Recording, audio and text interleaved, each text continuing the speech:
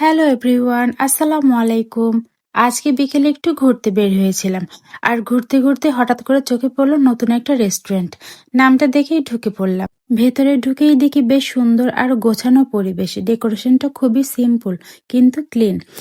বিকেলের সময়টা হয় ভেতরে বেশি ভিড় ছিল না, বেশ শান্তও লাগছে। মেনু কার্ড দেখে আর কন্ট্রোল করতে পারলাম না, সোজা তন্দুরি রুটি, হালিম আর 1 কাপ চা অর্ডার দিয়ে দিলাম।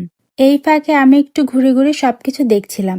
এইখানে খিচুড়ি, মাছ ভর্তা, সবজি, ছোট মাছ, ডিম, ডাল, মাংস, রোস্ট সবকিছুই আছে। আবার এই পাশে চিকেন চাপ, তন্দুরি রুটি, চা, হালিম, নেহারি, বটভুনা সবকিছুর ব্যবস্থাই আছে।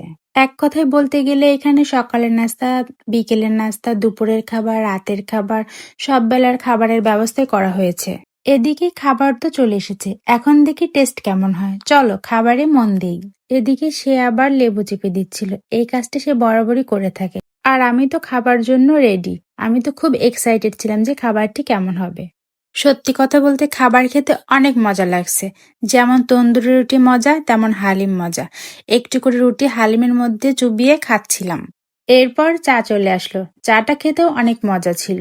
শীতের দিনে গরম গরম চার মজাই আলাদা। তো বন্ধুরা, আজকের বিকেলের ব্লগ এখানেই শেষ। খাবারটি ছিল দারুণ, সময়টাও কেটে গেল খুব ভালো।